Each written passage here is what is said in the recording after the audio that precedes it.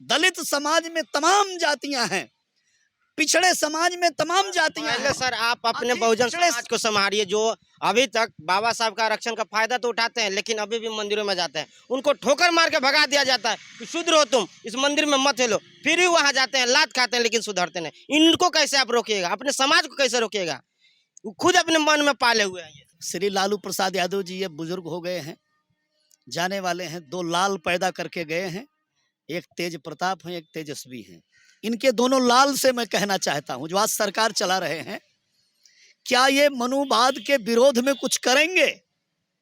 क्या ये जातिवाद, वर्णवाद, छुआछूत, ऊंच नीच के विभेद को मिटाने के लिए इनके पास कोई दर्शन है, कोई सिद्धांत है, या मात्र कुर्सी की लड़ाई लड़ रहे हैं? पूरे देश के तमाम मुख्यमंत्री, तमाम राजनीतिक पार्टी के लोग, तमाम संगठन के लोग अपने लोभ के लिए, अपने लालच के लिए, अपनी कुर्सी के लिए काम कर रहे हैं। कोई व्यवस्था परिवर्तन की लड़ाई नहीं लड़ रहा है। इस देश में अगर व्यवस्था परिवर्तन की लड़ाई कोई लड़ रहा है तो मात्र एक पार्टी बहुजन समाज पार्टी और मात्र एक नेता बहुजन समाज पार्टी की राष्ट्रीय अध्यक्ष बहन कुमारी मायावती लड़ाई लड़ रही हैं। कितना दिन हो गया आज धरना देने आए हैं?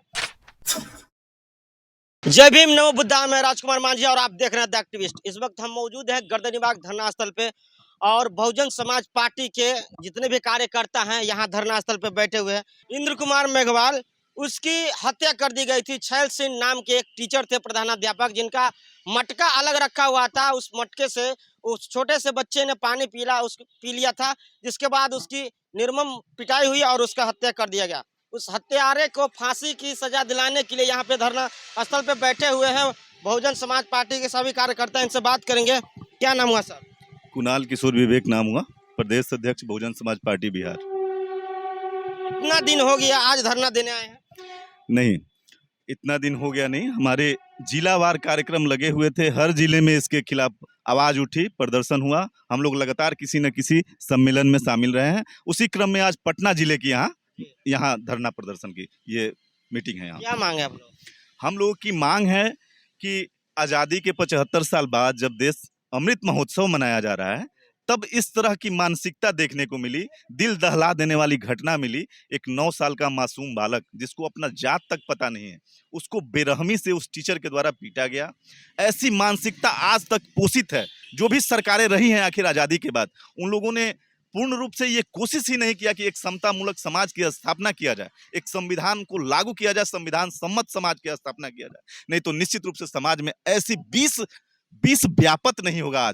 आज इस ऐसी 20 नहीं फैला होता समाज में कि एक टीचर केवल इसलिए मार दे उस लड़के को क्योंकि वो अछूत जाति से आता है, नीचे जाति से आता है।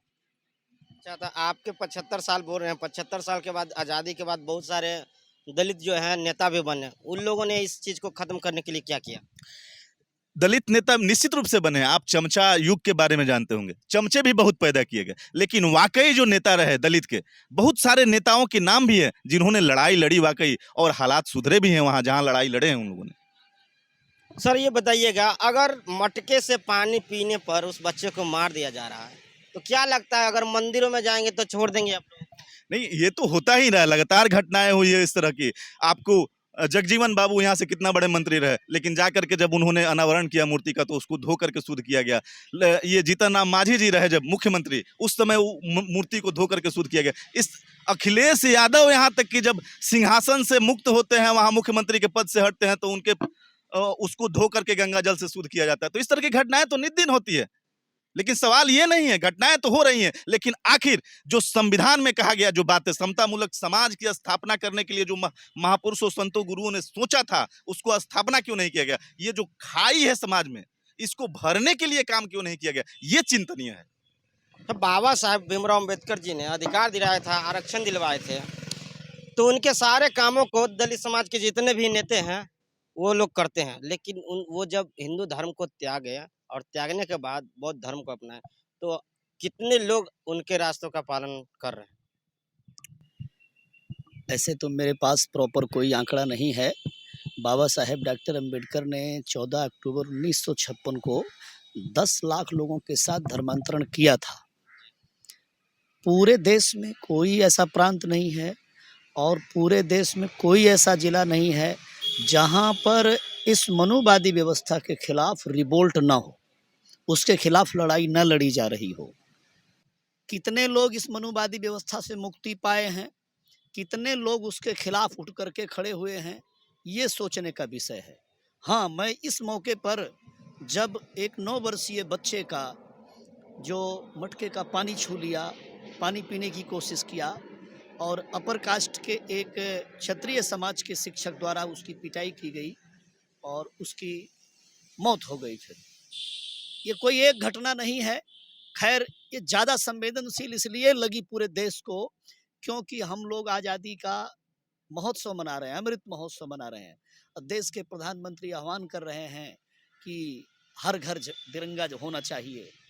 आज़ादी का जब इतना बड़ा पर्व मनाया जा रहा हो, ऐसे समय में उसी दौरान उसके 1-2 दिन पहले इतनी बड़ी घटना घट जाती है, ये बहुत ज़्यादा संवेदनशील मामला हो गया। ये पूरे देश के समझ में आ गया। समझ में आने के लिए भी ऐसे देश के इतने सारे मुख्यमंत्री हैं, इतने सारे केंद्रीय मंत्री हैं, इतने सारे संगठन हैं, इतने बड़े बड़े लोग हैं। घटना घटती है, लगभग 20 दिन तक बच्चे का इलाज चलता है, बच्चा मर जाता है। इस घटना को कोई ज़्यादा संज्ञान में नहीं लेता है। बहुजन समाज पार्टी की हमारी राजस्थान प्रदेश की इकाई माननीय बहन जी को बताती है। हमारे राज्यसभा के सांसद रामजी गौतम जी माननीय बहन जी को रिपोर्ट करते हैं कि बहन जी ऐसी ऐसी घटना हुई और इस प्रकार से वो बच्चा डेथ कर गया। बहन जी तुरंत प्रेस कॉन्फ्रेंस करती हैं और ट्वीट करती हैं।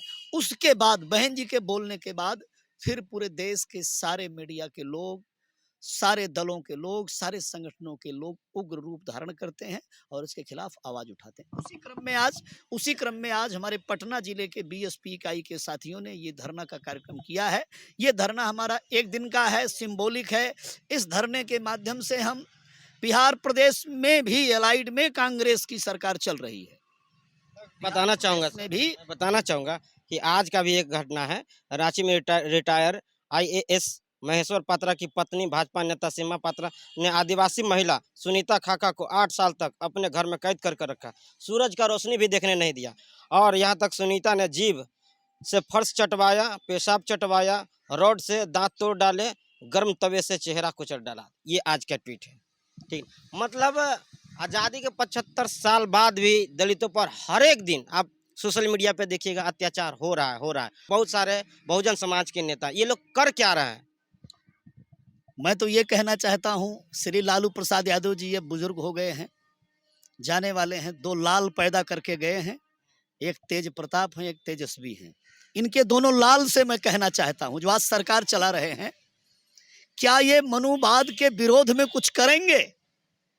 क्या ये जातिवाद, वर्णवाद, छुआछूत, ऊंच नीच के विभेद को मिटाने के लिए इनके पास कोई दर्शन है, कोई सिद्धांत है, या मात्र कुर्सी की लड़ाई लड़ रहे हैं? पूरे देश के तमाम मुख्यमंत्री, तमाम राजनीतिक पार्टी के लोग, तमाम संगठन के लोग अपने लोभ के लिए, अपने लालच के लिए, अपनी कुर्सी के लिए काम कर रहे हैं। कोई व्यवस्था परिवर्तन की लड़ाई नहीं लड़ रहा है।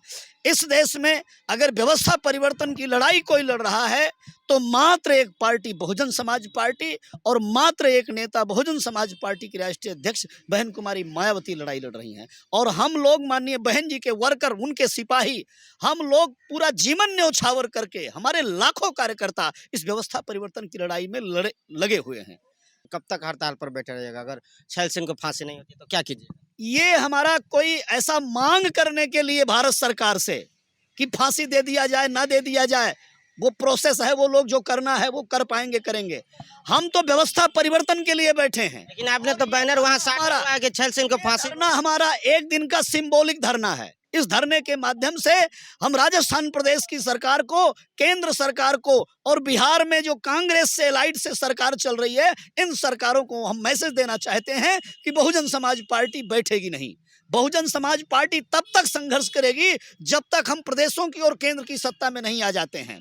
जिस दिन बीएसपी सत्ता में आ गई उस दिन उस मनोवाद को, उस जातिवाद को, वर्णवाद को, उसको समाप्त करके हमारी नेता माननीय बहन जी इस देश में समता मूलक समाज की स्थापना करेंगी। हमारी पार्टी का तो एजेंडा है, मोटो है, सामाजिक परिवर्तन और आर्थिक मुक्ति, समता मूलक समाज की स्थापना करना, गैर बराबरी समाप्त करना, ये हमारा सिद्धांत है, हमारी पार्टी की फिलॉसफी है। तो हम कोई ये एक दिन के लिए संघर्ष नहीं कर रहे हैं, मात्र एक इंद्र मेघवाल के लिए संघर्ष नहीं कर रहे हैं। दलित समाज में तमाम जातियां हैं, पिछड़े समाज में तमाम जातियां पहले हैं। सर आप अपने अति बहुजन पिछड़े समाज को संभालिए, जो अभी तक बाबा साहब का आरक्षण का फायदा तो उठाते हैं लेकिन अभी भी मंदिरों में जाते हैं, उनको ठोकर मार के भगा दिया जाता है कि शूद्र हो तुम, इस मंदिर में मत हिलो, फिर भी वहां जाते हैं, लात खाते हैं लेकिन सुधरते नहीं। इनको कैसे आप रोकिएगा? अपने समाज को कैसे रोकिएगा? वो खुद अपने मन में पाले हुए हैं ये। हम वैचारिक क्रांति ही तो बीएसपी के लोग करते हैं। हम कैडर लेकर विचारधारा के आधार पे हम ये जो व्यवस्था है, ऊंच नीच की व्यवस्था है, इसके विरुद्ध बीएसपी ही तो आवाज उठाती है। आज पूरे देश में चाहे कोई संगठन जय भीम कह रहा हो, कोई दलित की आवाज उठा रहा हो, अगर आज पूरे देश में ये संगठन वर्किंग में हैं, इनको चेतना आई है, तो उसमें बाबा साहेब डॉक्टर अंबेडकर के बाद अगर किसी का योगदान है तो माननीय कांशीराम जी का योगदान है, माननीय बहन जी का योगदान है। आज देश में जो भी आंदोलन, जो भी परिवर्तन दिख रहा है, ये कांशीराम साहब, बहन जी और बहुजन समाज पार्टी का योगदान है। हमारी ये लड़ाई सतत चलती रहेगी। हम इंद्र मेघवाल के हत्यारों के लिए फांसी की डिमांड भी करते हैं। अभी पवन माझी के साथ जो हुआ है, हम उनके लिए भी न्याय की मांग करते हैं। दरभंगा में अभी जो दुर्व्यवहार हुआ है, जो हत्या की गई है, जिसको मरते समय पेशाब पिलाया गया है, उसके खिलाफ भी हम आवाज उठाते हैं। हम जितने जुर्म अत्याचार हो रहे हैं, सबके खिलाफ आवाज उठाते हैं। हमारी लड़ाई बंद होने वाली नहीं है। ये व्यवस्था परिवर्तन की लड़ाई है, ये समता मूलक समाज की स्थापना करने की लड़ाई है। ये लड़ाई हमारी जारी रहेगी। चलिए, तो देखिए बहुजन समाज पार्टी के यहाँ भी जितने भी कार्यकर्ता हैं, इनको समता मूलक समाज की स्थापना करना है। इन लोग चाहते हैं कि सबको समान अधिकार, बराबरी का अधिकार और छुआछूत, ऊंच नीच ये खत्म हो जाए। 75 साल हो गए हैं आज़ादी के, फिर भी ये चीज़ चल रहा है। इस चीज़ को ख़त्म करने के लिए ये लोग धरना पर बैठे हुए हैं। क्या प्रतिक्रिया है कमेंट बॉक्स में बताइएगा। अगर ये वीडियो आप फेसबुक पे देखते हैं तो लाइक कीजिए, कमेंट कीजिए, शेयर कीजिए, और यूट्यूब पे देख रहे हैं तो सब्सक्राइब कीजिए। धन्यवाद।